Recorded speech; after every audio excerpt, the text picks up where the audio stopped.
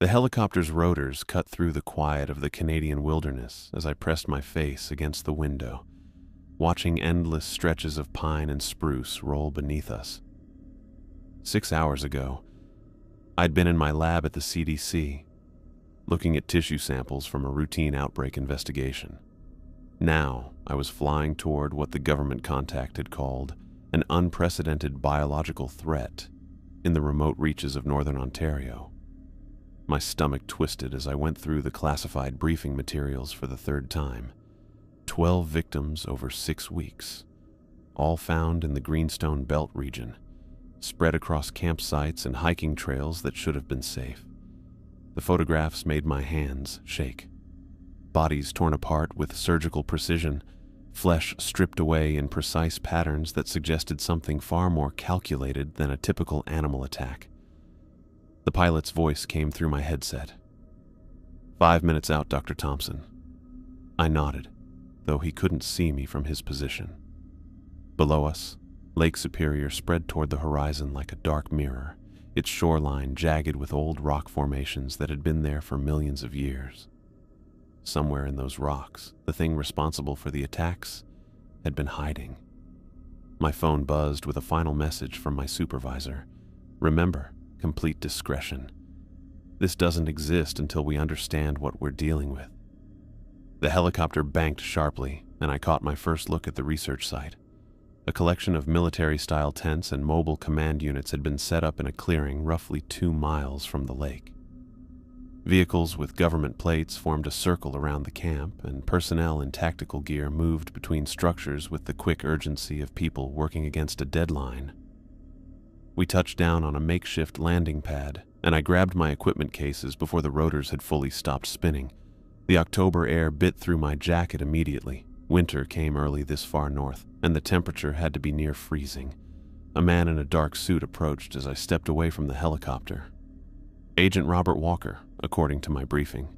His crew cut, and the way he carried himself said military background, and the sidearm on his hip made it clear this wasn't just a scientific expedition. Dr. Thompson, he said, extending a firm handshake. Glad you could make it. We've got a situation that requires your expertise. I followed him toward the largest command tent, noticing the electromagnetic field generators positioned around the perimeter. Whatever they'd found, they were taking serious precautions to contain it. Inside the tent, maps covered every available surface. Red pins marked attack sites, forming a rough circle around Lake Superior's northern shore. A timeline on one wall tracked the progression of incidents, showing how the attacks had grown more frequent and more brutal over the past month. 6 weeks ago, we had our first incident, Walker said, pointing to a pin near Thunder Bay. A couple of hikers found torn apart near their campsite. Local authorities assumed it was a bear attack, maybe a pack of wolves. But the feeding patterns were wrong. He handed me a folder of crime scene photos. I'd seen plenty of animal attacks in my career, but these images made me pause. The bite marks were too large, too precise. The bones showed scoring that suggested something with both the intelligence to target specific areas of the body and the physical capability to tear through human tissue like paper. The attacks escalated quickly, Walker continued.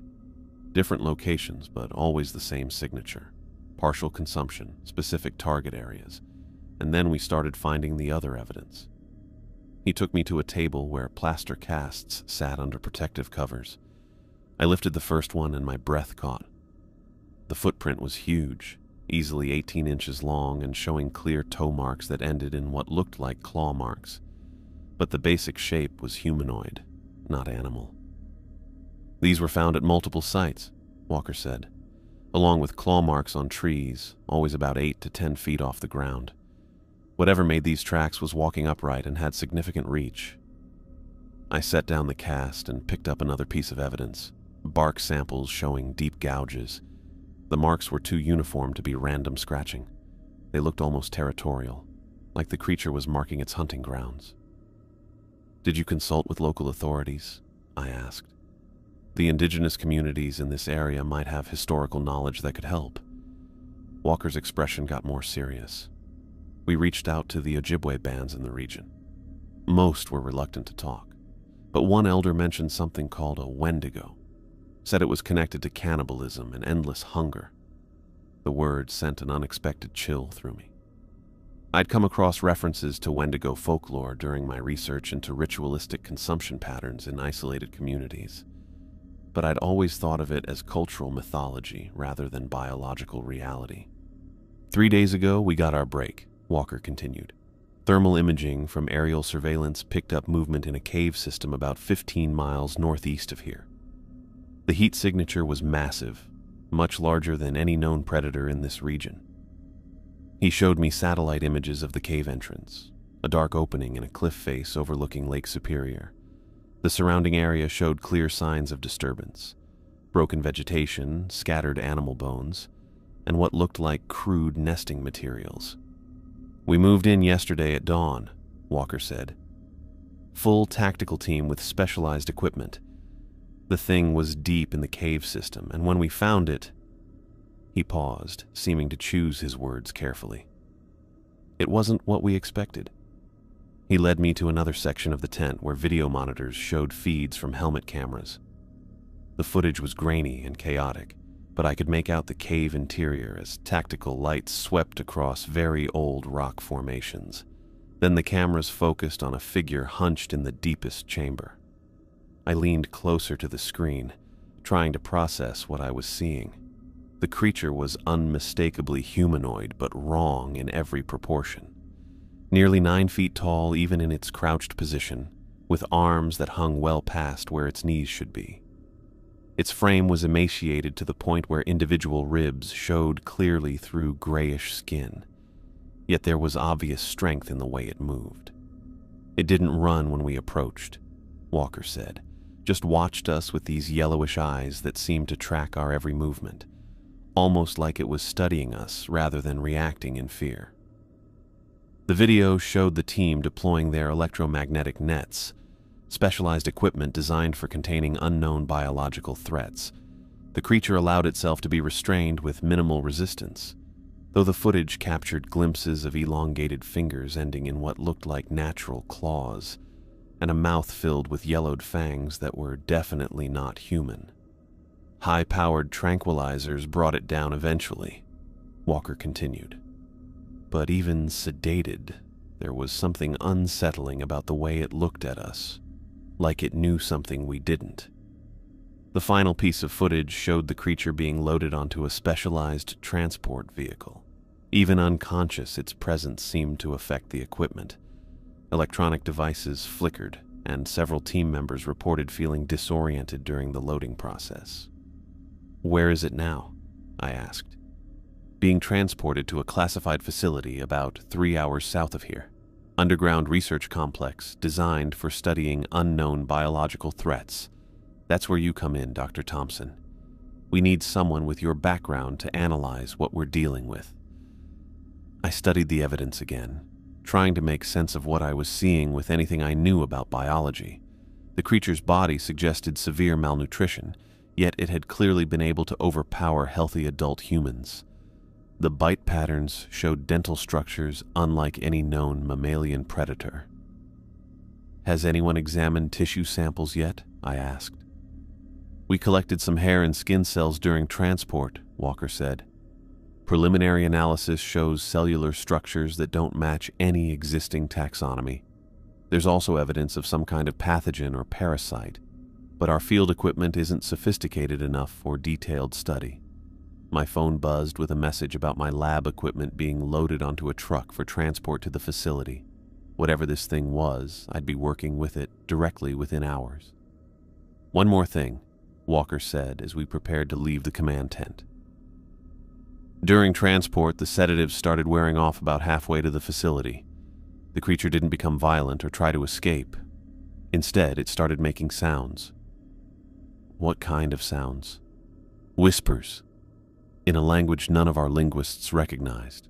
The transport team said it felt like the thing was trying to communicate, but the words..." He shook his head. "They said listening to it made them feel sick, like the sounds were wrong somehow." I gathered my equipment and followed Walker to the waiting vehicles.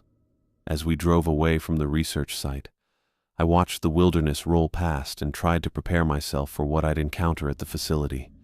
In my 15 years studying parasitic organisms and biological threats, I'd seen plenty of cases that challenged conventional understanding. But something about this situation felt different. The drive took us through increasingly remote terrain, past abandoned mining operations and forests that seemed too quiet for October. Eventually, we turned onto an unmarked access road that led to what looked like a standard industrial complex from the outside. Only the unusual density of security checkpoints and electromagnetic field generators gave away its true purpose. The creature had arrived an hour before us, according to the facility director who met us at the entrance. Dr. James Adams had the bearing of someone used to command, with prematurely gray hair and the kind of rigid posture that suggested military background. He led us through multiple security checkpoints and down into the underground levels where the real work took place.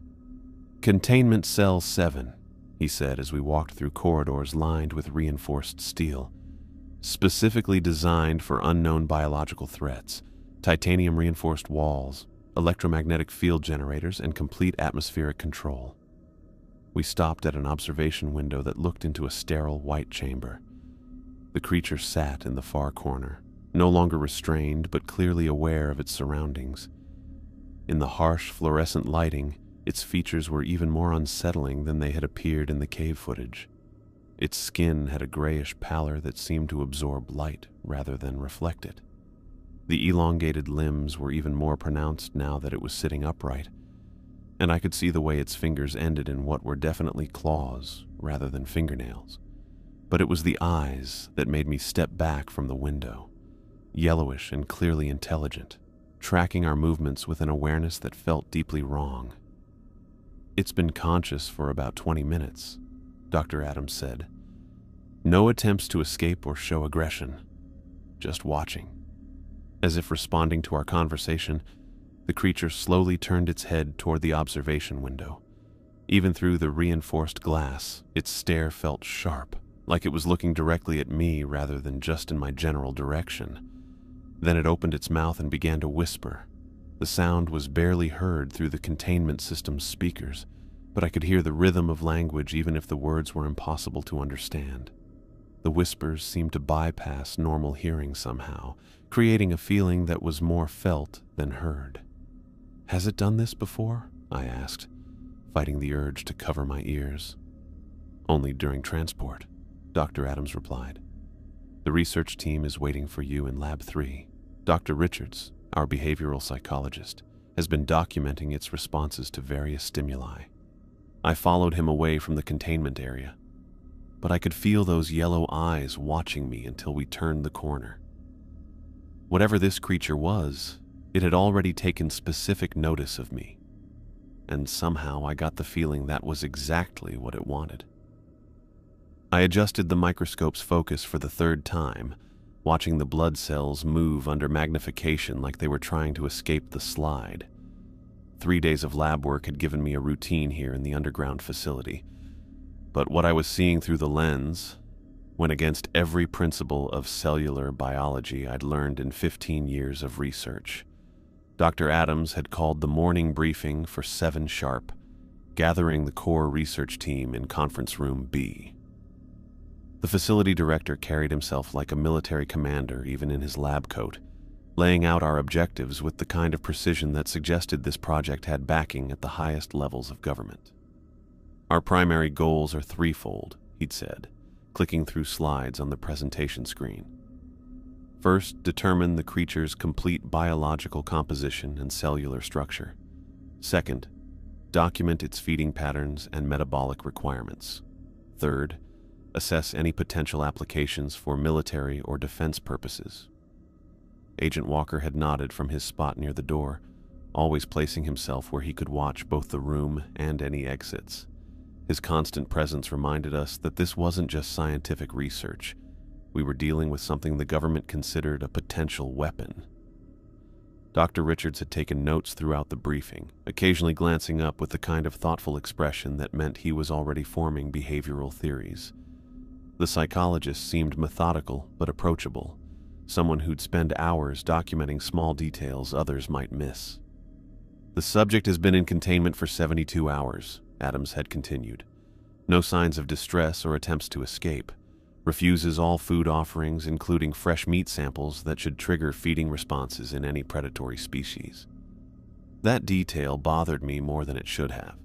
Most captured animals showed clear stress signs, pacing, making noise, marking territory. This creature just sat in its corner, watching. Now, hunched over my workstation in Lab 3, I studied the blood samples we'd collected during the initial medical examination.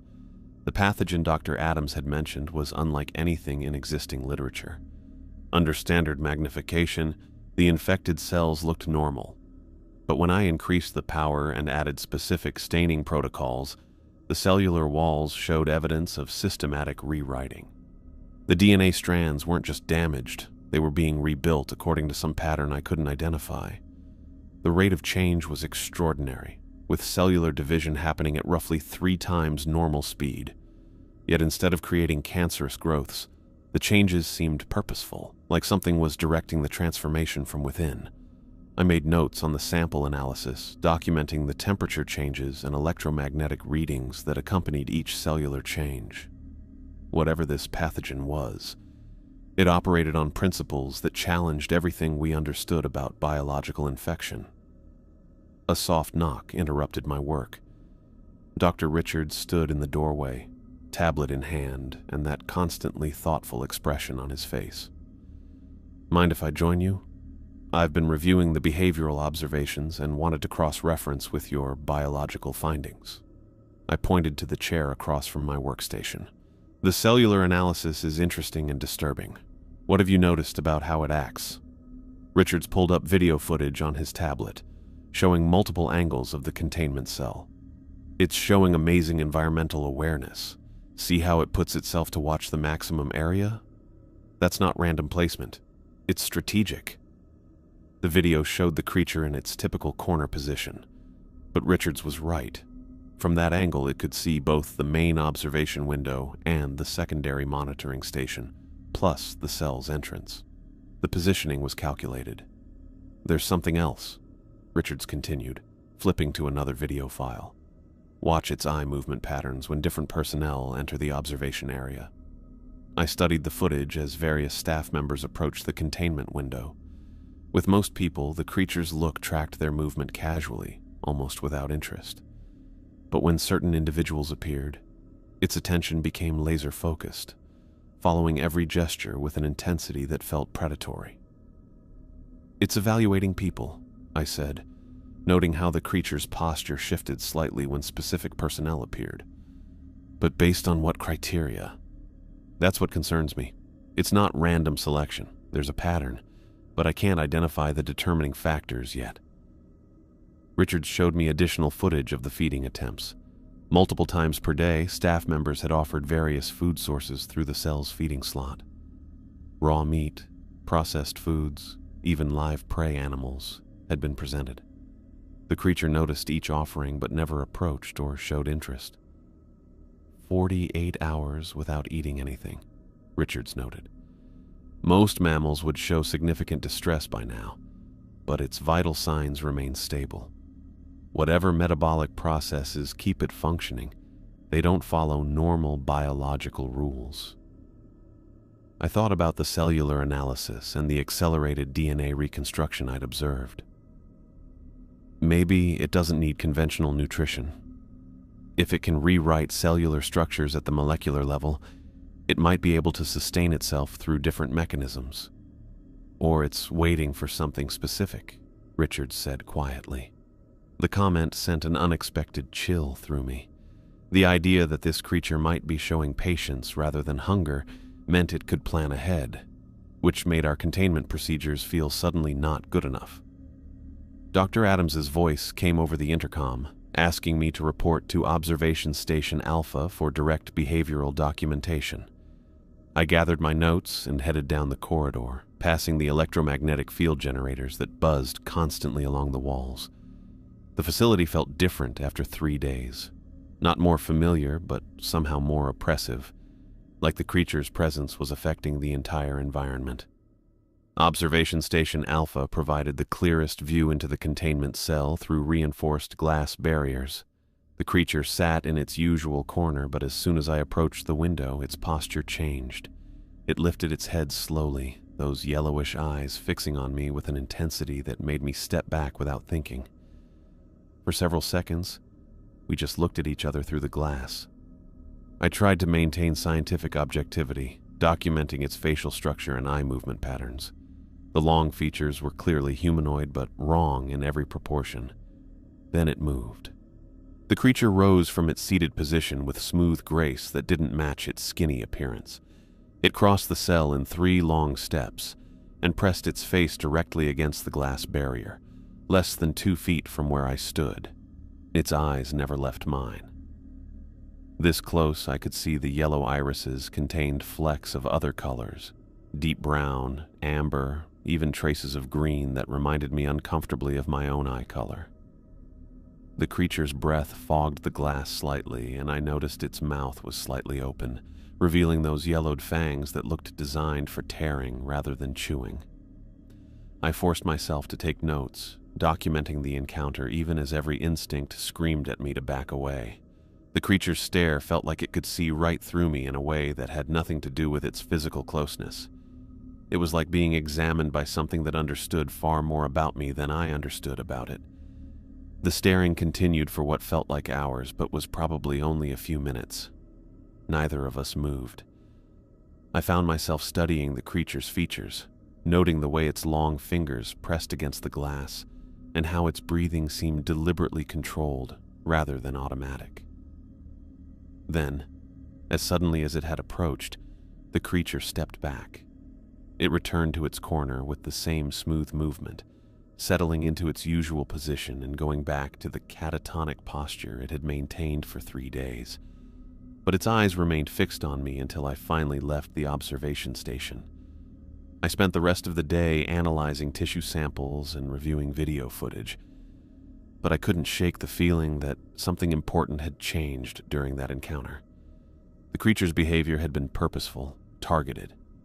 It had specifically chosen to interact with me, rather than just watch. Richards found me in the lab around 6 that evening, still staring at cellular analysis results. "How did the observation session go?" he asked. "It approached the barrier," I said, not looking up from my notes. "Direct eye contact for several minutes, then returned to its passive state." "Interesting. That's the first time it's shown active interest in any staff member." I finally met his eyes. "What do you think that means?" Richards thought about this carefully. "Either it's starting to get used to us being here, or it's found something specific about you that it wants to look at more closely." Neither possibility felt good. That night, back in my temporary room on the facility's residential level, I tried to process everything I'd seen. The biological analysis suggested a pathogen unlike anything in known taxonomy. The behavioral patterns showed intelligence and strategic thinking, and the direct encounter had left me with the disturbing impression that I was being studied just as hard as I was studying it. I fell asleep reviewing my notes, but my dreams took me far from the sterile facility corridors. I found myself standing in an endless winter landscape, snow stretching to the horizon, under a gray sky that held no sun. The cold cut through my clothes like it was alive, and somewhere in the distance I could hear screaming carried on a wind that never seemed to stop. In the dream, I wasn't alone. People moved through the snow around me, but when I tried to focus on them, they became unclear shadows that stayed just at the edge of my vision. The screaming grew louder, more desperate, and I realized it wasn't coming from the distant figures. It was coming from me. I woke up gasping, the facility's ventilation system making a quiet noise in the background. My clothes were soaked with sweat, and for a few confusing seconds I could still feel the dream's cold burning my skin. I checked the clock, 3:17 a.m. I'd been asleep for less than 4 hours, but going back to sleep felt impossible. Instead, I sat up and reviewed my notes again, trying to focus on concrete data rather than the leftover images from the nightmare But even in the normal routine of scientific analysis, I couldn't escape the feeling that something had changed completely. The creature's direct attention during the observation session felt like a turning point, though toward what, I couldn't say. All I knew was that tomorrow, I'd have to face those yellow eyes again, and the thought filled me with a worry I couldn't entirely explain. I rubbed my eyes and checked the lab chronometer again. 3 hours of sleep in the past 2 days wasn't sustainable, but every time I closed my eyes, that winter landscape crept back into my dreams. The coffee maker in Lab 3 had become my closest companion, brewing another pot as I reviewed cellular analysis data that refused to make sense. 1 week into the research project, and the creature's biological composition still went against every principle I understood. The pathogen samples showed accelerated mutation rates that should have killed the host organism within hours, yet somehow maintained perfect cellular cohesion. I'd run the same tests dozens of times, hoping for different results that never came. My workstation displayed microscopic images of tissue samples that looked like nothing in existing taxonomic records. The DNA strands rebuilt themselves in real time under observation, following patterns that suggested purpose rather than random genetic damage. I made notes about the electromagnetic fluctuations that accompanied each cellular change, documenting readings that grew stronger with each passing day. The facility felt different after a week of constant exposure to the creature's presence. Staff members moved through corridors with less casual conversation, and several people had requested transfers to other projects. Dr. Adams attributed the mood change to working in an underground environment, but I suspected something more fundamental was affecting everyone here. I gathered my observation notes and headed toward Containment Station Alpha for the morning documentation session. The corridor buzzed with electromagnetic field generators that ran continuously now, their frequency adjusted after yesterday's power fluctuations. Whatever was generating those disturbances, the engineering team couldn't isolate the source. The creature sat in its usual corner position when I approached the observation window, but its posture seemed more alert than during previous sessions. Those yellowish eyes tracked my movement as I set up the recording equipment and opened my documentation tablet. Subject appears responsive to human presence, I spoke into the voice recorder. Day 7 of containment, no signs of physical deterioration. Vital signs remain stable despite continued refusal of all food offerings. I adjusted the observation camera angle to capture the creature's full shape. Even seated, its long proportions were disturbing. Arms that hung past its knees, fingers that ended in clearly defined claws, and that skinny frame that somehow showed strength rather than weakness. The creature lifted its head and looked directly at the observation window. Not in my general direction, but exactly at where I stood behind the reinforced glass. Its mouth opened slightly, revealing those yellowed fangs. And then it spoke. Dr. Sarah Thompson. The voice reached me like a raspy whisper that had nothing to do with the intercom system. The speakers stayed silent, but the words formed clearly in my mind, bypassing my ears entirely. I stepped back from the window, my tablet almost slipping as my hands started shaking. You hear me now, the creature continued, its mental voice carrying an ancient quality that made my skin crawl. Good. We have much to discuss. I forced myself to maintain documentation protocol, even as my heart rate spiked. Subject appears to be attempting vocalization. No sound detected through monitoring equipment.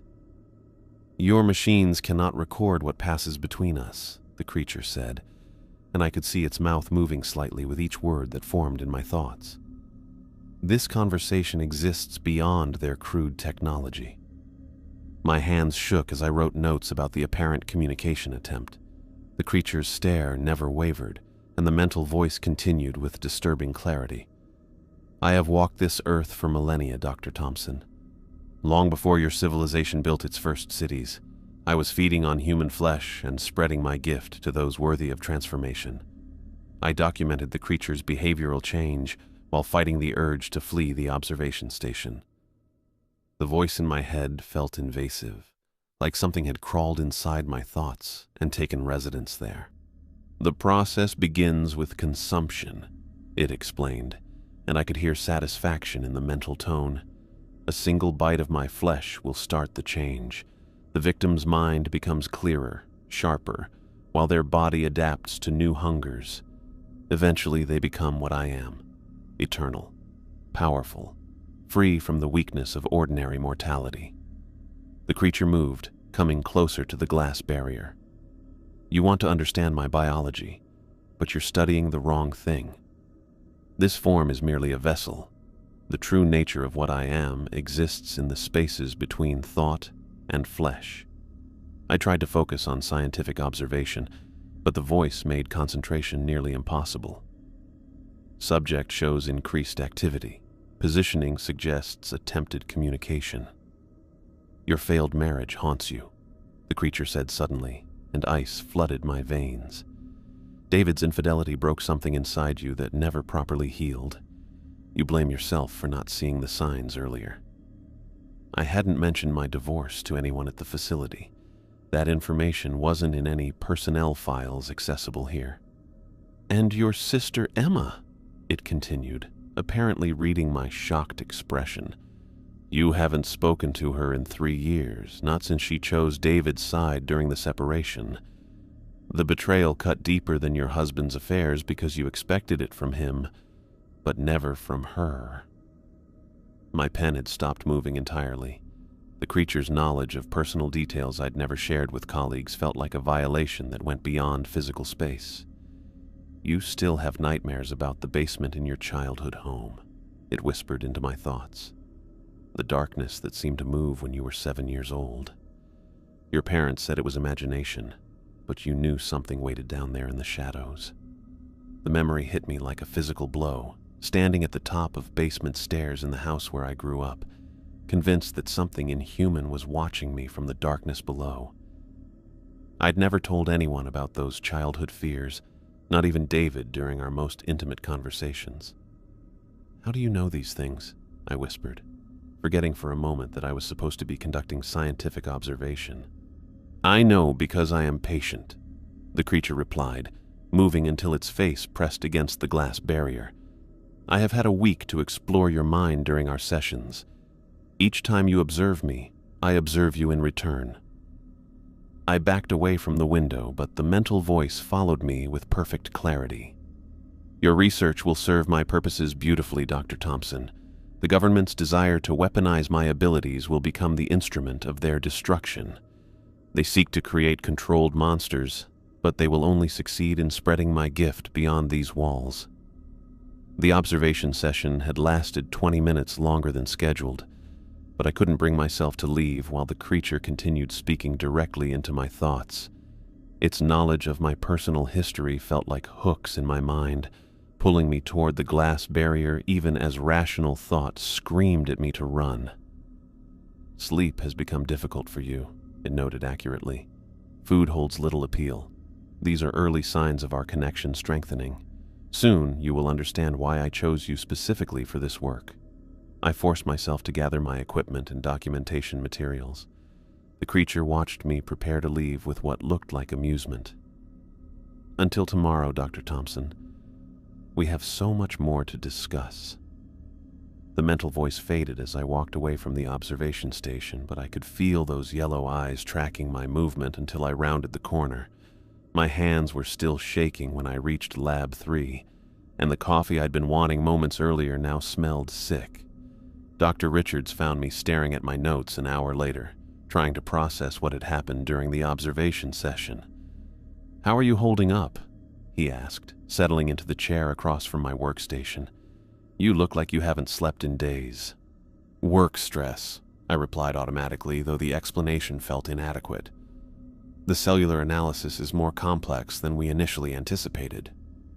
Richard studied my face with the careful attention of someone trained to read behavioral cues. "Have you been eating regularly? You've lost weight since starting this project."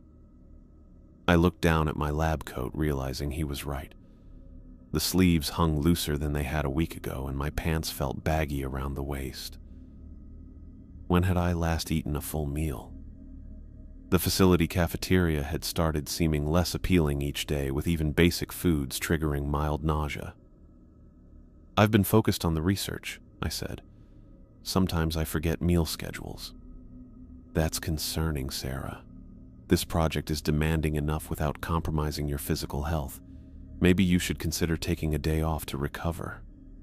The suggestion triggered an unexpected wave of anxiety. The idea of being away from the facility, of missing observation sessions with the creature, felt wrong somehow, like leaving important work that only I could finish. "The biological analysis is at a critical stage," I said. "Agent Walker has been pressing for faster results, and Dr. Adams wants comprehensive reports by the end of the week." Richards looked unhappy.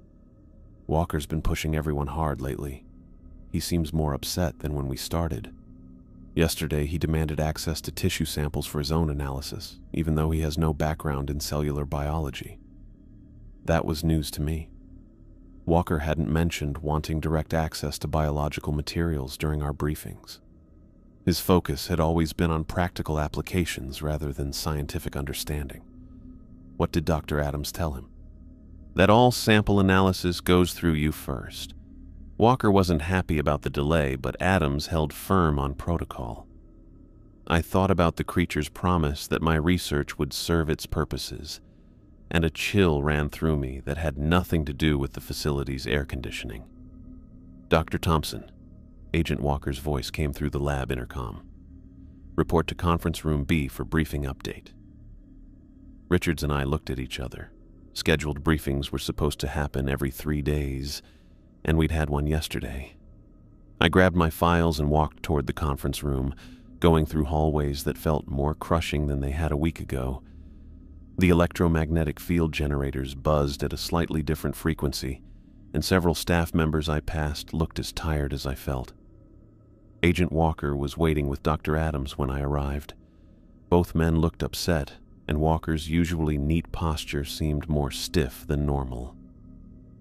"Dr. Thompson," Walker said without preamble, "I need you to accelerate your biological analysis.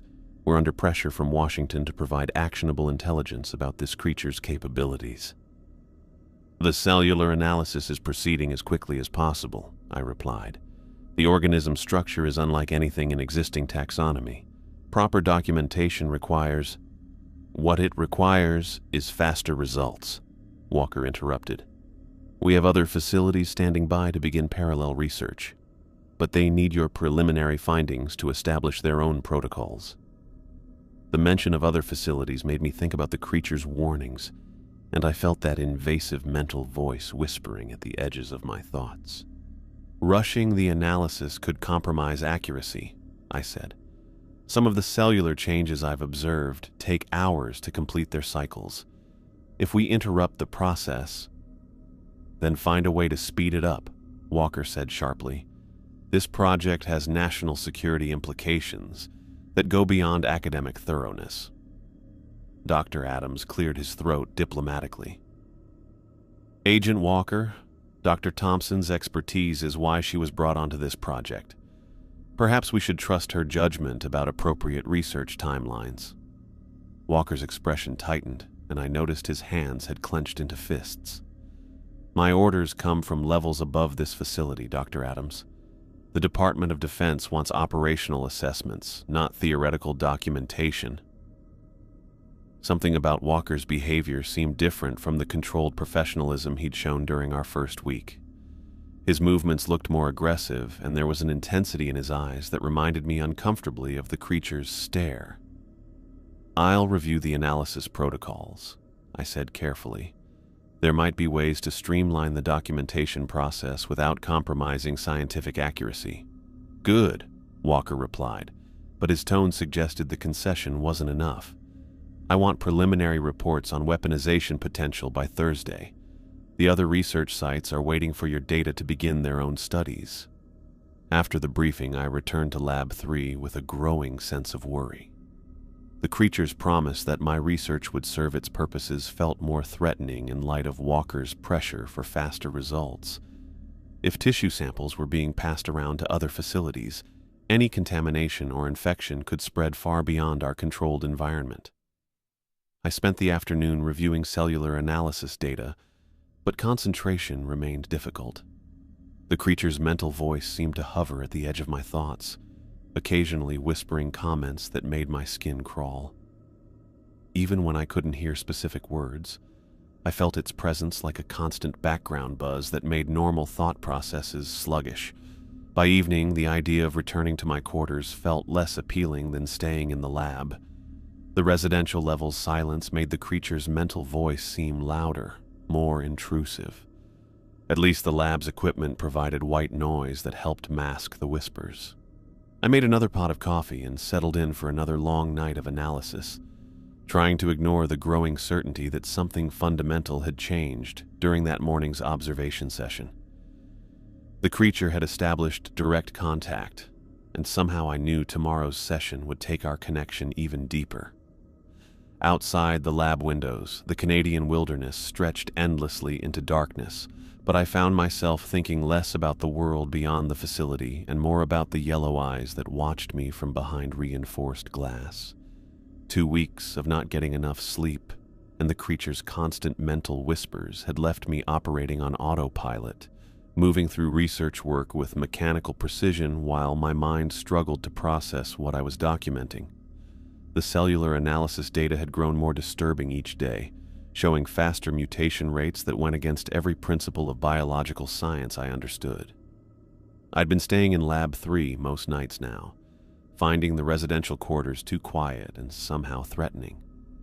The lab's equipment buzz provided enough background noise to partially mask the creature's voice, though it never disappeared entirely. Sometimes I caught myself responding to comments it made about my work, forgetting that no one else could hear our conversations. The facility had gotten tense over the past week. Staff members moved through corridors with visible stress. Several had requested transfers, and the cafeteria stayed mostly empty during meal periods.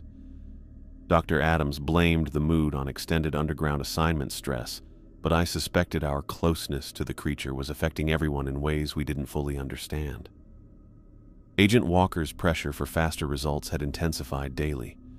He got more aggressive with each briefing, and I'd noticed him avoiding the containment area entirely, conducting meetings exclusively in Conference Room B on the facility's upper level. The change in his behavior suggested the creature's influence might extend further than we realized. I was reviewing tissue mutation data when footsteps carried from the corridor outside Lab 3. The sound was wrong somehow, too heavy, with an irregular rhythm that didn't match normal human movement. I checked the wall clock, 3:17 a.m. No staff members should be moving through this section at this hour without prior authorization. The footsteps stopped directly outside the lab entrance. I saved my work and moved quietly toward the door, listening for additional sounds that might indicate the person's intentions. The facility's emergency protocols required all after-hours movement to be logged with security, but the corridor stayed silent, except for the steady buzz of electromagnetic field generators. I opened the lab door carefully and looked down the hallway toward the storage areas where we kept biological samples. A light was on in Storage Lab B, casting harsh fluorescent light into the corridor. That room housed the creature's tissue samples, materials that required special handling protocols and authorized access. Moving quietly down the hallway, I approached the storage lab entrance and peered through the partially open door. Dr. Richards stood with his back to me, hunched over the sample preparation counter. He looked wrong somehow, shoulders too rigid and head tilted at an unnatural angle. His lab coat hung loosely on what appeared to be a much thinner frame than I remembered. "Mike," I called softly, "what are you doing here this late?" He didn't respond or turn around. I could hear wet, tearing sounds coming from his direction, like someone handling raw meat without proper tools. The smell hit me next, metallic and organic, with an underlying scent of decay that made my stomach clench. I stepped into the storage lab and moved around the counter to see what he was working on.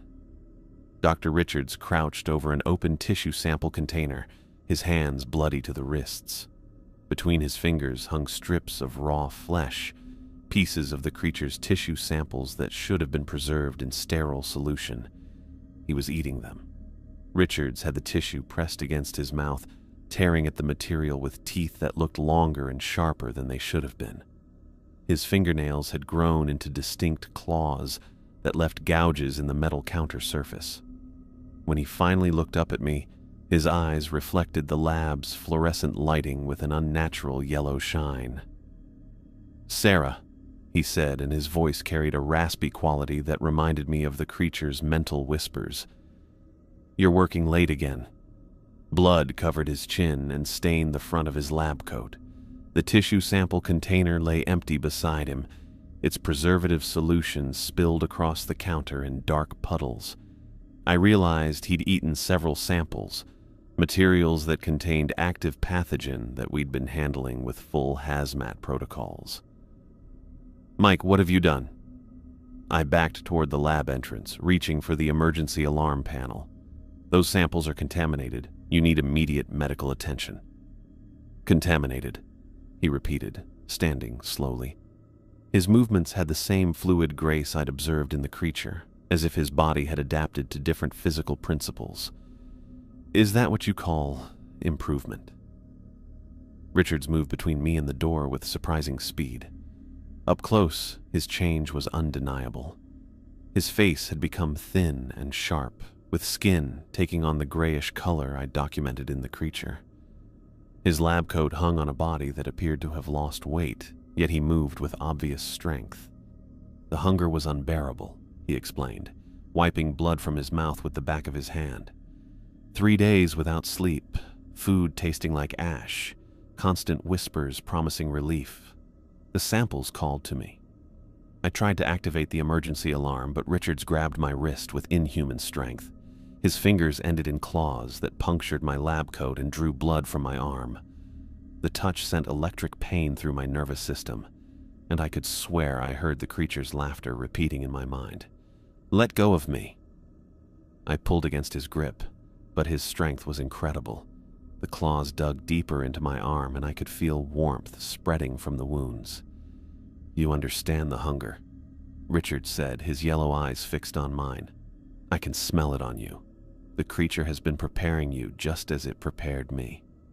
I managed to break free and stumbled toward the lab entrance, calling for security assistance. Richards followed with that disturbing fluid movement, his claws clicking against the metal doorframe as he pursued me into the corridor. "Security to Storage Lab B," I shouted into the facility intercom. "Medical emergency in Storage Lab B." Richards laughed, and the sound had the same old quality as the creature's mental voice. "They can't help you understand what we're becoming, Sarah. The change is a gift, not a disease." Footsteps thundered through the hallway as security personnel responded to my call. Richards heard them coming, and his posture changed into something predatory. When the first guard rounded the corner, Richards attacked with speed that went beyond human abilities. The guard had his electric prod ready, but Richards moved too quickly. He tackled the man against the hallway wall with enough force to crack the concrete. The guard's scream was cut short as Richards bit down on his neck with those sharpened teeth, tearing through fabric and flesh with skill that suggested he'd done this before. "Use the electric prods," I shouted to the other guards approaching. "Don't let him bite you." 2 more security guards turned on their stun devices and moved toward Richards carefully. He let go of the first guard, who fell down bleeding badly from his neck wound. Richards hunched over the injured man, blood covering his mouth and hands. The guards worked together, using the prods to push Richards away from his victim. The electrical shock made him jerk and back off, but even beaten down, he kept moving in that smooth way. It took keeping the electricity on him to finally knock him out, and even then, his breathing stayed steady and controlled. "Get medical teams for both of them," I ordered, kneeling beside the injured guard. The bite wound on his neck was severe but not immediately life-threatening. However, given what I'd observed about infection transmission, any exposure to Richard's saliva was potentially catastrophic. Dr. Adams got there within minutes, still putting on his lab coat over his regular clothes. His face went from worried to horrified as he looked around. Richard's unconscious on the hallway floor, the injured guard getting emergency medical treatment, and blood splattered across the storage lab entrance. "What happened here?" Adams demanded. Dr. Richards consumed tissue samples from the creature, I reported, maintaining clinical detachment even as my hands shook. Multiple samples over an extended period. The transformation appears to have been rapid and comprehensive. Transformation? Adams studied Richards's unconscious form, noting the elongated features and grayish skin tone. How long has this been developing? Based on his behavioral changes over the past week, possibly since the project began. But the physical alterations have accelerated dramatically in the last few days. Adams turned on his communication device and started giving orders for containment protocols. Within an hour, Richards had been moved to Containment Cell 8, specially set up with the same electromagnetic field generators that held the original creature.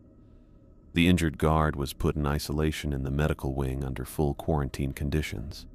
I spent the rest of the night documenting the incident and implementing revised safety protocols. The creature's mental voice provided running commentary on events, expressing satisfaction at Richard's transformation and anticipation for what would follow. He consumed my flesh willingly. It whispered into my thoughts as I worked. The hunger I planted in him overcame his scientific training, just as it will with the others I have marked. The implications were huge. If Richards had been influenced to eat the tissue samples, the creature's control went far beyond direct communication. It could manipulate behavior, trigger unstoppable urges, and potentially spread its influence through anyone with long exposure to its presence. Over the following 48 hours, Richards's transformation sped up beyond anything I'd documented in biological literature. His body became increasingly thin and stretched out. His skin turned to the same grayish color as the original creature, and his movements took on that disturbing, smooth grace that suggested adaptation to different physical laws. Most disturbing was his speech. Richards began speaking in the same old language as the creature, carrying on conversations that seemed to involve multiple participants. Video analysis suggested he was responding to communication from the original creature in the next containment cell, even though the electromagnetic barriers should have prevented any interaction. The bitten guard developed symptoms within 12 hours. First came fever and excessive sweating, followed by aggressive behavior toward medical staff. He complained constantly about hunger that couldn't be satisfied by normal food, and his fingernails began showing signs of sped-up growth similar to Richards's transformation. The infection spreads through saliva, blood, or consumption of infected tissue, the creature explained during one of our mental conversations. Each vector produces slightly different transformation timelines, but the result remains consistent. I reported these findings to Dr. Adams, recommending immediate isolation for anyone who had been in extended contact with Richards during the weeks leading up to his consumption of the tissue samples. The recommendation met resistance from Agent Walker, who insisted that staffing limitations made comprehensive quarantine impossible. "We can't isolate half the research team based on theoretical exposure," Walker argued during an emergency briefing. "The project timeline doesn't allow for extended personnel delays." "The transformation we've observed in Dr. Richards represents a complete breakdown of human physiology," I countered. "If this can spread through casual contact or airborne transmission, the entire facility could be compromised." Dr. Adams supported increased security measures but stopped short of facility-wide quarantine. Instead, he ordered enhanced monitoring for all personnel and restricted access to the containment areas. The measures felt inadequate given what I'd witnessed, but facility command structure limited my authority to implement more comprehensive protections. The creature seemed amused by our attempts at containment. "Your colleagues still believe they can control what they don't understand," it whispered during my observation sessions. "They see Richards's transformation as a failure of protocol rather than the first step in a much larger process." "What larger process?" I asked, forgetting that speaking aloud to the creature would be recorded by monitoring equipment. "The spread beyond these walls," it replied with satisfaction. Your research data has already been transmitted to other facilities as part of standard protocols.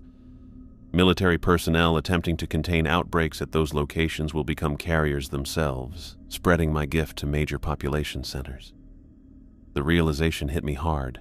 Agent Walker's pressure for faster results, the distribution of tissue samples to other research sites, the government's interest in weaponizing the creature's abilities, all of it was serving the entity's purposes rather than our own. I spent the night reviewing communication logs and research transmission records. The creature was right. Our biological analysis data had been automatically uploaded to Pentagon servers, CDC databases, and parallel research facilities in Washington, D.C., Atlanta, and Los Angeles. If the pathogen could spread through digital information, or if tissue samples had been distributed for independent analysis, the infection was already beyond our control. The bitten guard's condition got worse rapidly on the third day after exposure. His fever spiked to dangerous levels, his aggressive behavior required physical restraints, and his fingernails had grown into unmistakable claws. Most alarming was his vocal development. He began making the same whispered sounds as Richards in the original creature. Dr. Adams ordered his transfer to a third containment cell, effectively turning the facility into a prison for infected personnel. The quarantine measures meant reduced staffing levels, restricted movement between facility sections, and constant surveillance for signs of additional infections. I found myself wondering how many other staff members might be experiencing the early symptoms I'd noticed in Richards: appetite loss, insomnia, increasing aggression, and the subtle behavioral changes that came before physical transformation. The creature's influence seemed to operate below the threshold of conscious awareness, making early detection nearly impossible. "Your turn approaches," the creature whispered during my final observation session of the day. "The hunger grows stronger in you each day, just as it did in Richards. Soon, you will understand why I chose you specifically for this work." I left the containment area with growing worry, knowing that tomorrow would bring new evidence of the infection's spread and my own increasing vulnerability to the creature's influence. The facility that had felt like a research site 2 weeks ago now looked like an incubation chamber for something humanity wasn't prepared to face. The transformation of Dr. Richards was complete, but it was only the beginning. The 72 hours following Michael's change felt like watching dominoes fall in slow motion, each new infection confirming what I'd begun to suspect but hadn't wanted to accept.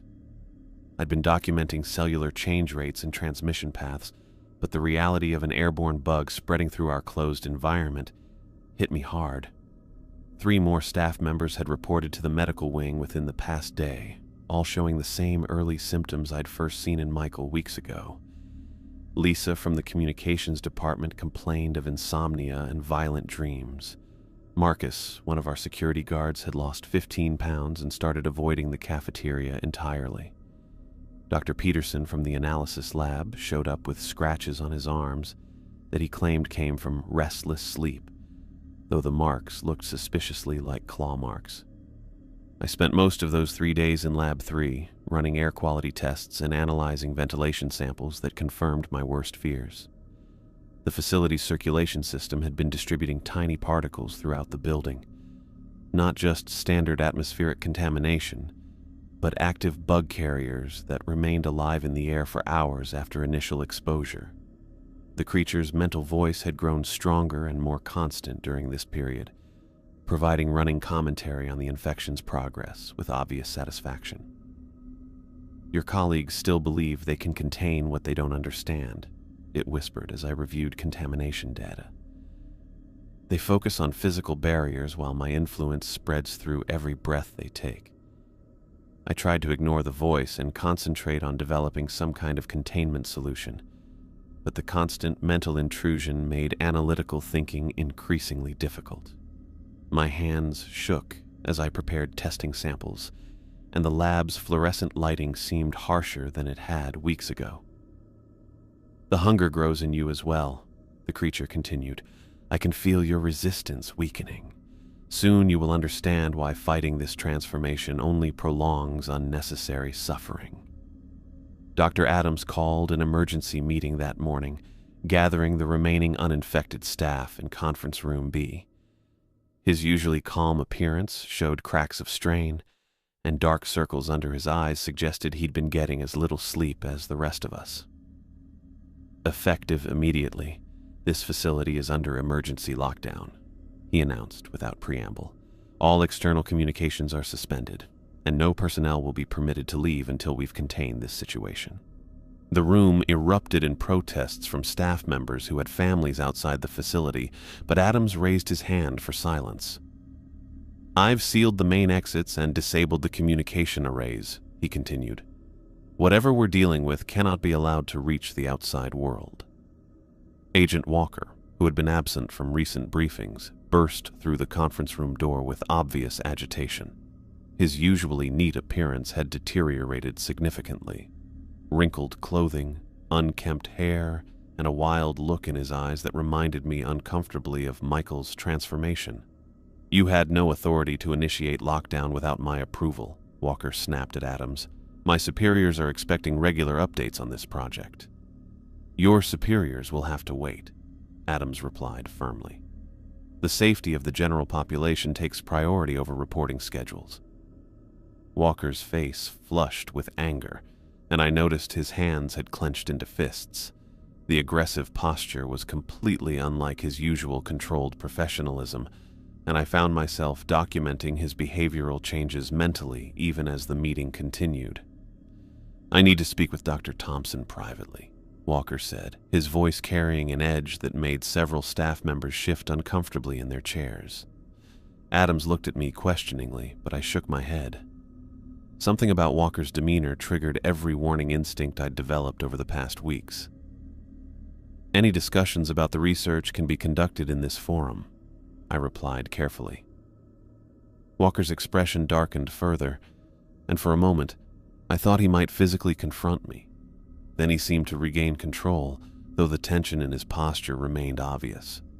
This project has national security implications that go beyond your academic concerns, he said. I will not allow personal paranoia to compromise our objectives. After the meeting ended, I returned to Lab 3 to continue working on air filtration solutions. The creature's voice provided constant distraction, describing in detail how the infection would spread once it reached populated areas. Your military friend grows more unstable each day, it observed. The hunger consumes him, but his training makes him resist the physical transformation. This creates interesting psychological effects. I was reviewing ventilation schematics when the facility's lights flickered and went out for several seconds before emergency power kicked in. The backup illumination cast everything in harsh red light that made shadows seem to move independently. Power fluctuation in Containment Block C, came Dr. Adams's voice over the intercom. All personnel maintain current positions until... The transmission cut off suddenly, replaced by an alarm that I'd never heard during facility safety drills. This wasn't a standard emergency signal. It was the containment breach alarm. I grabbed my communication device and tried to reach Adams, but only static came through the speakers. The red emergency lighting made navigation difficult as I made my way toward the containment area, following corridors that seemed more threatening under the harsh lighting. The first thing I noticed was the smell, metallic blood mixed with something organic and wrong. 2 security guards lay motionless outside Containment Cell 8, their bodies torn apart with the same systematic precision I'd seen in the creature's original crime scene photos. Michael's cell door hung open, the electromagnetic lock mechanisms twisted beyond repair. Claw marks scored the metal doorframe, and dark fluid that might have been blood covered the walls in patterns that suggested a violent struggle. I turned on my communication device again. Security breach in Containment Block C. 2 guards down. Subject has escaped containment. No response came through the static, but I could hear distant sounds carrying through the facility's corridors. Metal scraping against metal, followed by what sounded like structural damage to walls or pipes. The thermal imaging equipment in the security station still worked despite the power fluctuations. I accessed the building's camera network and began tracking heat signatures throughout the facility, looking for Michael's distinctive body temperature patterns. The thermal display showed him moving through the maintenance tunnels that ran beneath the main laboratory areas. His heat signature appeared larger than it should have been, suggesting the transformation had continued even after containment. More disturbing was his movement pattern, systematic and purposeful, following specific routes through the facility's infrastructure. I tracked his progress on the building schematics, realizing he wasn't moving randomly through the tunnels. He was targeting critical systems. The thermal imaging showed him stopping at junction points where main electrical cables and water pipes came together, spending several minutes at each location before moving on. "He knows exactly what he's doing," I whispered, though whether I was talking to myself or responding to the creature's mental voice, I couldn't tell anymore. "My child learns quickly," the creature replied with pride. "Human knowledge combined with enhanced capabilities makes for efficient problem-solving." Michael's approach to facility sabotage became clear as backup systems began failing throughout the building. First, the water pressure dropped to a trickle. Then the ventilation fans stopped circulating air, creating a stuffy atmosphere that made breathing difficult. Finally, the backup generators themselves shut down, plunging entire sections of the facility into complete darkness. I used the thermal imaging to navigate toward the main generator room, hoping to restore some power before the situation got worse. The corridors felt different in the darkness. Sounds carried strangely, and I kept hearing movement that didn't match any heat signatures on my scanner. The generator room showed signs of Michael's presence. Claw marks covered the control panels, and several critical components had been torn apart, with obvious knowledge of their function. Someone with engineering training had directed this sabotage, using Michael's enhanced strength to damage systems that would take hours to repair. Emergency lighting flashed throughout the facility. I could hear sounds from other sections, staff members calling for help, doors slamming, and what sounded like hunting behaviors from predators that had once been colleagues. "Walker to all personnel," came a voice through the emergency communication system. "Dr. Thompson is to report to Conference Room B immediately for questioning regarding facility sabotage." The accusation shocked me. Walker's paranoia had apparently focused on me as a scapegoat for the containment failure, though anyone reviewing security footage would see that Michael had escaped during a power fluctuation beyond my control. I used the thermal imaging to track Walker's location before responding to his summons. He was in the cafeteria, and his heat signature showed him crouched over something on one of the tables. As I watched, he appeared to be eating something, tearing at it with his hands rather than using utensils. The behavior matched what I'd seen in Michael during his early transformation stages. The compulsive eating of raw, organic material that normal human digestion couldn't properly process. Walker was showing advanced infection symptoms while remaining convinced that he was still healthy and in control. "Agent Walker," I spoke into my communication device. "I'm tracking the escaped subject through thermal imaging. We need to coordinate search efforts before—" "Report to Conference Room B immediately," he interrupted, his voice carrying a snarl that had nothing to do with normal human vocalization. "You're under suspicion of facilitating the containment breach." The creature's laughter repeated through my mind as I thought about my options. Walker's infection had gotten to the point where he was as dangerous as Michael, but his military training and access to weapons made him potentially more destructive. Emergency lighting continued to flash throughout the facility, creating a strobing effect that made it hard to see. Through the thermal scanner, I could see other heat signatures moving through dark corridors, some moving with normal human walking, others showing the smooth movement patterns I'd learned to connect with transformation. The facility had become a hunting ground, with infected staff members chasing those who remained unaffected. Dr. Adams' lockdown procedures meant no one could escape, but they also meant the infection would spread until everyone was either transformed or dead. "Your research was never about understanding my biology," the creature whispered as I tried to navigate toward a safer location. It was about facilitating my spread throughout your government's research network. Every sample you analyzed, every report you transmitted, every protocol you developed, all of it serves my purposes. I found myself in the storage areas where this nightmare had begun, where Michael had first eaten the tissue samples that triggered his transformation. The rooms felt different in the emergency lighting, more threatening and cramped than they had during normal operations. The thermal imaging showed multiple heat signatures coming toward my location from different directions. Some moved with human walking patterns, but others showed the improved speed I'd seen in Michael and the original creature. The hunt was working together, with infected personnel teaming up to corner remaining survivors.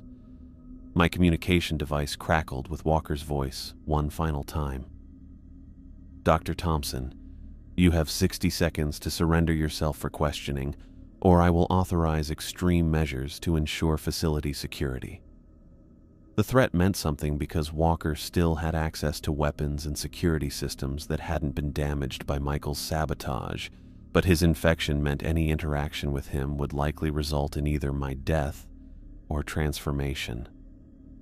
Through the facility's failing intercom system, I could hear the creature's voice broadcasting on all channels, no longer limited to my mind alone. "Your isolation ends tonight," it announced to any surviving staff members. "Join us willingly or become sustenance for those who have already accepted their improvement." The lockdown that was supposed to protect the outside world had trapped us inside with an entity that had planned this outcome from the moment it allowed itself to be captured. Every security measure, every containment protocol, every research procedure had served its ultimate goal of spreading beyond the facility's walls. I crouched in the storage area's darkness, listening to the sounds of transformation carrying through corridors that had once felt like a place of scientific discovery. The creature had won not through escape, but by turning our own knowledge and procedures against us. The thermal scanner showed infected heat signatures moving closer, and I knew my time for hiding was nearly over. I couldn't stay in the storage areas much longer. The thermal scanner showed 3 heat signatures moving through nearby hallways, working together in ways that meant they were talking to each other. Michael's change had given him tactical awareness, and he was directing the others like a hunting pack. Moving quietly through the dark facility required every bit of focus I could manage while the creature's voice provided constant commentary in my head.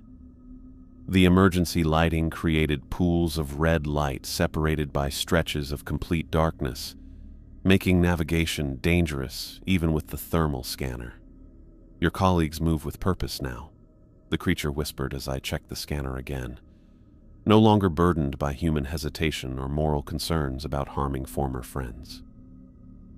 I made my way toward the communications room on the facility's upper level, staying close to walls and avoiding main corridors where footsteps would carry.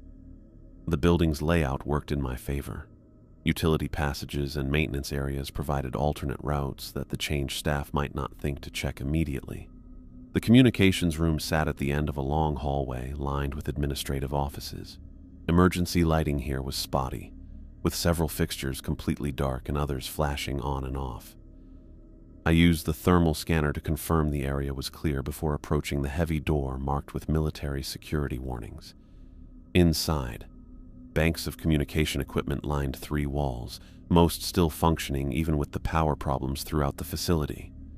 Multiple screens displayed satellite connections, encrypted military channels, and emergency broadcast systems. I sealed the door behind me and began dragging file cabinets and equipment racks to create a barricade. The main communication console showed active connections to several government facilities. I activated the emergency military channel and began transmitting on the frequency reserved for biological threat incidents. "This is Dr. Sarah Thompson at Research Facility Delta 7 in Northern Ontario. We have a containment breach of unknown biological entity with infectious capabilities. Request immediate military response and quarantine protocols for..." A bang against the communications room door interrupted my transmission. Through the thermal scanner, I could see multiple heat signatures gathered outside, testing the door's security mechanisms. "Continue your message, Sarah." The creature's voice carried amusement. Tell them about the research data you've already transmitted." I completed the emergency broadcast, providing coordinates and a brief description of the infection's transmission methods. But as I worked, the creature's words about data transmission began sinking in with horrible clarity. "Your standard protocols required automatic upload of all research findings to the CDC database and Pentagon servers," it explained. "Every cellular analysis, every behavioral documentation, every tissue sample preparation procedure has been distributed throughout your government's biological research network." My hand stopped moving across the communication controls as the implications became clear. The automated data sharing requirements that seemed like efficient scientific procedure had actually served the creature's purposes perfectly. Tissue samples were distributed to independent analysis labs, the creature continued. Washington, D.C., Atlanta, Los Angeles, each facility received viable pathogen samples for verification of your findings. The creatures outside the communications room had found tools to work on the door. I could hear metal scraping against metal as they tried to get past the electronic locks that had broken during the power problems. I tried to send more warnings to the places the creature had mentioned, but the communication system showed connection errors for each location. Either the networks were down, or something had already happened at those sites that stopped them from receiving messages.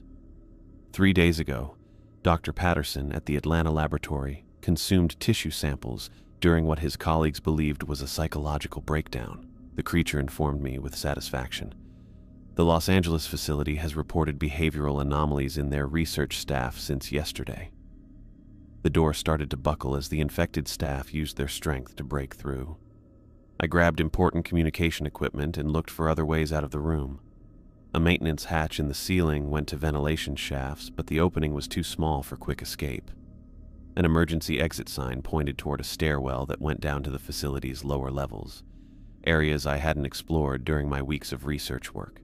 The sounds of the door being torn apart made me move quickly toward this unknown section of the building. I opened the emergency exit and found myself in a stairwell that went down several levels below the main laboratory areas. The thermal scanner showed these lower sections had power separately from the main building, with steady heat signatures from equipment that kept running normally. The basement level had laboratories I didn't recognize from the facility schematics I'd studied. Clean rooms, advanced analysis equipment, and specimen storage areas that looked much more sophisticated than our standard research setup. Security doors needed authorization codes I didn't have, but the power failures had disabled some electronic locks. In Laboratory Sublevel C, I found research materials that made my work upstairs look primitive by comparison. Advanced biological containment units, genetic modification equipment, and synthesis apparatus designed for creating biological weapons rather than studying them. Dr. Adams had been conducting parallel research without telling the main team. Computer terminals throughout the lab showed active research projects with file names like Enhanced Pathogen Delivery, Controllable Transformation Protocols, and Military Application Assessment. Adams hadn't just been studying the creature, he'd been trying to weaponize its abilities for government use. "Sarah?" Dr. Adams' voice came from behind me, though it carried a raspy quality that reminded me of Michael's transformation. "You shouldn't be in this section." I turned to see Adams standing in the laboratory entrance. His appearance had changed dramatically since the morning briefing. His skin showed the grayish pallor I'd learned to associate with infection, and his posture had the fluid quality of enhanced physical capabilities. Most disturbing were his eyes, which reflected the laboratory lighting with an unnatural shine. "You've been conducting unauthorized experiments," I said, backing away from him while keeping the thermal scanner active. "Trying to create biological weapons from the creature's pathogen."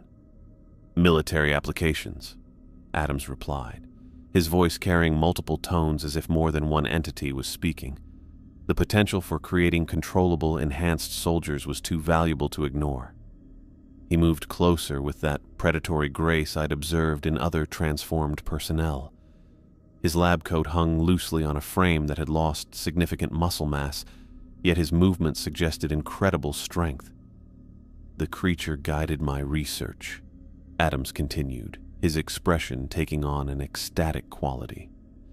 It showed me how to modify the pathogen for specific military objectives: enhanced strength, increased aggression, absolute loyalty to command structure. I grabbed a fire axe from the emergency equipment mounted on the laboratory wall. The weight felt substantial in my hands, though I'd never used such a tool as a weapon before. "Your weaponization research was transmitted to Pentagon servers automatically," Adams said, approaching with obvious confidence. "Every modification, every synthesis protocol, every enhancement we developed is now being implemented at military facilities across the continent." The creature's laughter repeated in my mind as Adams jumped forward with inhuman speed. I swung the fire axe instinctively, catching him across the chest with enough force to send him stumbling backward. Dark fluid that might have been blood splattered across the laboratory equipment. Adams recovered quickly and attacked again, his movements coordinated and predatory. The transformation had given him enhanced physical capabilities, but he retained enough human intelligence to make his assault tactical rather than random.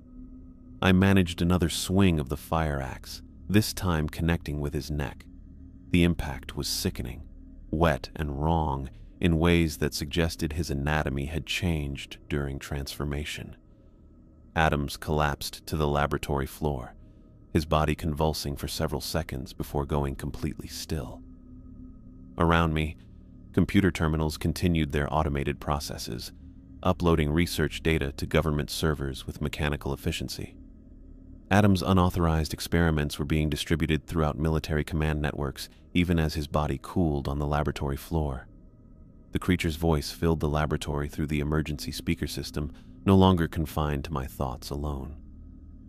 "Everything proceeds exactly as I foresaw when your military first captured me," it announced with obvious satisfaction.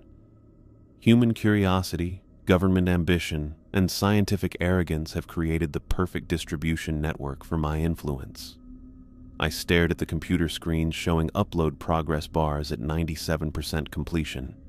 Adams's weaponization research was already beyond recall, transmitted to facilities that would attempt to create enhanced soldiers without understanding the true nature of what they were dealing with. "Centuries ago, I allowed myself to be captured because I understood how your species would react," the creature continued. "You would study me, attempt to harness my power, and inevitably spread my gift far beyond what I could achieve alone." The emergency speakers crackled with what sounded like multiple voices speaking in unison, not just the creature, but others who had been transformed, all connected through some kind of collective consciousness that spanned the continent. "Your research colleagues in Washington began their transformation yesterday. Atlanta's facility has been completely converted. Los Angeles reports successful synthesis of enhanced pathogen samples for military testing." I sank into a chair beside Adams's body, understanding finally that every attempt to study or contain the creature had served its ultimate purpose. The scientific method itself had been used against us, turning our own intellectual curiosity into a delivery system for an old evil. The thermal scanner showed heat signatures moving through the facility's upper levels in organized patterns, no longer searching randomly, but coordinating their movements like a military unit. The creature had turned our security protocols and research procedures into tools for its own expansion. Through the laboratory's windows, I could see the Canadian wilderness stretching toward populated areas where the infection would spread like wildfire through unprepared communities. The lockdown that was supposed to protect the outside world had simply bought time for the creature to perfect its distribution methods.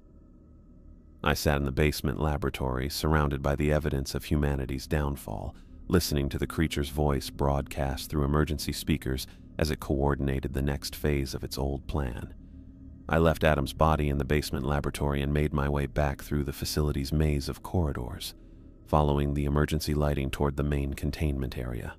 The thermal scanner showed heat signatures still moving throughout the building, but their patterns had changed from hunting behavior to something more like gathering.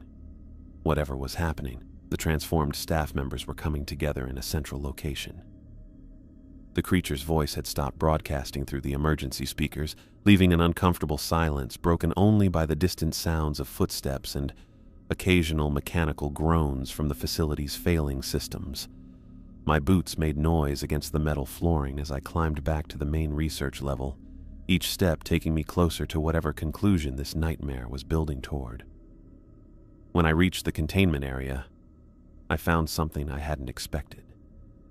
The heavy security door to Containment Cell 7 stood wide open, its electromagnetic locks disabled, and the reinforced frame twisted outward as if forced from the inside. But through the doorway, I could see the creature sitting calmly in its usual corner, exactly where it had been during our observation sessions. It looked up as I approached, those yellowish eyes meeting mine with the same sharp intelligence I'd come to hate during our mental communications. But now, its presence felt different, not the captured specimen we'd been studying, but something that had been letting us study it. "You found Dr. Adams' research," it said aloud, its voice carrying the same whispers that had haunted my thoughts for weeks. "His unauthorized experiments in biological weaponization." I stopped outside the cell entrance, keeping the thermal scanner active even though I could see the creature clearly. Its posture remained relaxed, hands resting on its knees, but every instinct told me that this calm was more dangerous than any aggressive display. "Physical escape was never my intention," the creature continued, gesturing toward the open door with one elongated finger. "This facility served a far more important purpose than simple imprisonment." The realization hit me hard. The creature had never been trapped here. It had been working. "Every tissue sample you analyzed, every cellular structure you documented, every transmission protocol you developed," it said, rising slowly to its full height. "All of it was designed to create the perfect distribution network for my influence." I thought about the research data that had been automatically uploaded to government servers, the tissue samples sent to other facilities, the protocols that had been shared throughout the military's biological research network. Everything we'd done in the name of scientific understanding had actually been serving the creature's purposes. "Your research reports contained specific modifications," the creature explained, moving closer to the cell entrance. "Any attempt to create vaccines or countermeasures based on your findings will actually accelerate the infection process. Military personnel trying to contain outbreaks at other facilities will become carriers themselves." The amount of control it had became clear as I thought about what it was telling me. Every scientist who tried to develop a defense would unknowingly create better ways to spread it. Every soldier sent to contain the outbreaks would carry the infection to new areas. The government's own response plans would guarantee the pathogen's success. "The hunger you've been experiencing," the creature said, its voice taking on a knowing tone. "The violent thoughts, the sleeplessness, the increasing difficulty concentrating on anything except our conversations." My hand moved instinctively to my stomach, where a constant ache had been growing stronger over the past week. I'd attributed it to stress and irregular eating, but the creature's words made me consider other possibilities. "You consumed traces of contaminated material during your tissue analysis," it continued. "Microscopic particles inhaled while preparing samples, skin contact with infected specimens, droplets absorbed through your respiratory system during specimen examination. I'd followed all the safety protocols, worn protective equipment, maintained sterile laboratory conditions. But the creature was right.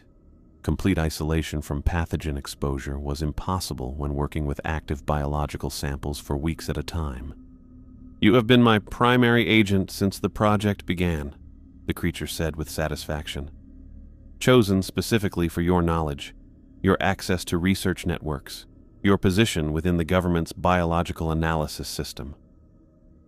The mental connection I'd blamed on psychological stress from being around this thing too long made sense now as something far worse. The creature hadn't been talking to me telepathically. It had been controlling my thoughts through early-stage infection, using my own mind as a way to spread its influence. Sound carried through the hallways as other heat signatures moved toward our location. Michael appeared first, his changed body moving smoothly as he approached the containment area. Lisa from communications followed, Her appearance changed to the same grayish skin and stretched features that marked advanced infection. Dr. Peterson, Marcus from security, and several other staff members I recognized came from different hallways, all showing signs of complete change.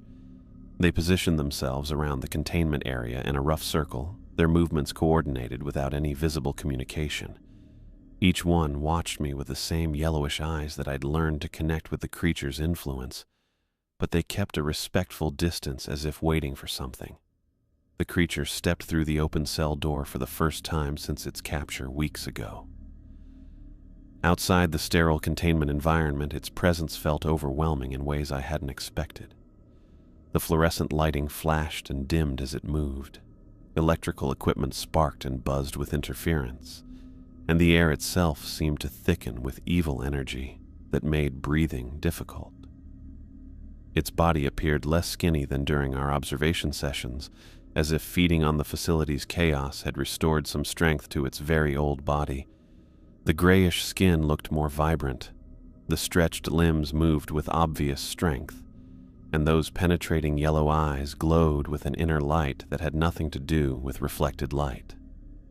Millennia of planning led to this moment, it said, its voice now carrying harmonics that seemed to resonate through the building's structure itself. The creature moved toward me slowly, each step making the facility's remaining lights flash more violently. Emergency power systems sparked and failed as its presence messed with electronic equipment throughout the building. The changed staff members kept their circle, watching with clear reverence as their creator moved freely through the space that had supposedly contained it. "You documented my biology with such meticulous care," it continued, stopping just beyond arm's reach. "Every detail recorded, every analysis transmitted, every protocol shared with facilities across the continent. Your scientific method became the perfect delivery system for ancient hunger. I could feel the infection spreading through my system as the creature's proximity intensified whatever changes had been taking place in my body over the past weeks. The constant ache in my stomach became sharper, more demanding, while my vision began picking up details in the darkness that human eyes shouldn't be able to detect. The research data you transmitted contained the blueprint for my expansion," the creature explained, its voice now seeming to come from inside my head as much as from its physical form. "Military facilities, medical centers, government laboratories, all of them will follow your protocols and unknowingly accelerate their own infection." The thermal scanner in my hands went dark as the creature's energy field overwhelmed its circuits. Around us, the facility's last functioning lights began to fail completely, plunging the containment area into darkness, broken only by the unnatural glow emanating from the creature's eyes. "Your transformation approaches completion," it said, extending one elongated hand toward me. "Soon you will understand the true purpose of everything you have accomplished here." The creature's long fingers touched my shoulder with surprising gentleness, and the contact sent electric current through my nervous system that was unlike anything I'd ever experienced. Not pain, exactly, but a complete change of sensation itself as every cell in my body began responding to its presence with eager recognition. The transformation I'd been fighting for weeks sped up beyond any hope of resistance. My vision got sharper until I could see individual dust particles floating in the darkness around us, while my hearing picked up conversations happening in distant parts of the facility with crystal clarity. The constant ache in my stomach turned into something far more demanding. Not hunger for food, but for something warm and alive and struggling. My thoughts remained my own for perhaps 30 seconds before the creature's consciousness began flowing into my mind like water filling an empty vessel. Very old memories that weren't mine flooded through my awareness. Centuries of winter landscapes, countless faces twisted with terror, the taste of human flesh consumed in remote places where screams bounced unanswered through endless forests. "You understand now," the creature said, though I realized the words were forming in my own throat, using my own voice. Its consciousness had settled into my mind with the familiarity of returning home after a long journey. I tried to speak, to assert some control over my own body, but my vocal cords produced only the creature's words as it explained its true nature through my mouth. For millennia, it had survived by moving between suitable hosts, choosing individuals whose knowledge and position would serve its expansion into new territories and populations. Your scientific training, your government clearance, your access to research networks, it continued through my voice. Everything I needed to spread beyond the wilderness into the heart of human civilization. Through my changed vision, I could see the infection spreading across the continent like hotspots on a map. Military teams sent to Atlanta had carried contaminated equipment to areas outside major cities. Research people evacuated from Los Angeles had been processed through medical facilities in San Francisco and San Diego.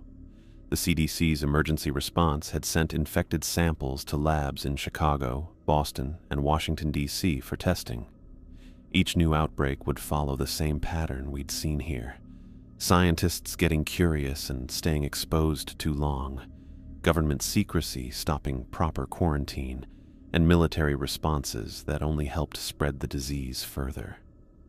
Human nature itself had become the way this old evil got around. The creature moved my body toward the facility's computer terminals. My movements felt smooth and coordinated even though I wasn't controlling them at all. My hands moved across the keyboards efficiently, getting into databases and transmission systems I'd used many times during the research project. But now the data being uploaded had final changes to the disease that would make sure it succeeded in populated areas, environmental improvements that would let the infection survive in cities, transmission changes that would speed up spread through crowded populations, defense systems that would stop any attempts to fight back. I watched helplessly from inside my own mind as the creature used my security clearances to get into military networks and medical databases throughout North America. Each transmission carried research data that looked scientifically valuable but would actually speed up infection rates at every facility trying to develop vaccines or treatments. Perfect. The creature spoke through my mouth as upload progress reached 100%. Every attempt to stop this outbreak will only make it stronger. The changed staff members had stayed in their circle around the containment area, watching with clear respect as their creator worked through my body. Michael's stretched-out body swayed slightly as if responding to music only he could hear. Lisa's gray features showed an expression of happy satisfaction. Dr. Peterson's yellow eyes followed every movement with hunting-like attention. When the final data transmissions finished, the creature turned my body toward the facility's main exit. The others fell into formation around us, moving with coordinated precision that suggested they were all connected through some kind of shared consciousness I was only beginning to understand. We walked through hallways lined with emergency lighting that blinked and failed as our group passed beneath the fixtures. Electronic equipment sparked and died as the creature's energy field overwhelmed the facility's remaining systems. Behind us, the research complex that had served as the launching point for humanity's downfall went completely dark. The Canadian wilderness stretched ahead of us as we came out through the facility's main entrance into crisp night air that felt impossibly clean and fresh through my enhanced senses.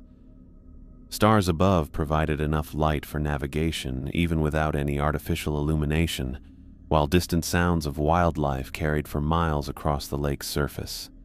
The creature directed our group toward established hiking trails that would lead south across the border into populated areas where the infection could spread through communities unprepared for what was approaching.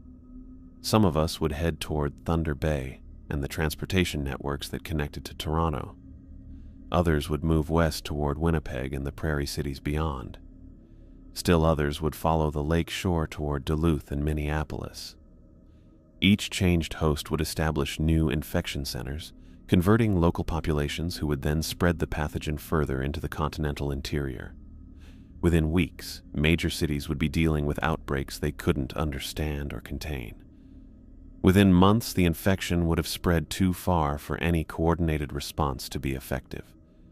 My body moved through the forest with grace and strength that felt completely natural, even though it was entirely outside my conscious control. The creature had merged so completely with my nervous system that its movements through my body felt like my own, even as my awareness remained trapped inside my changed mind.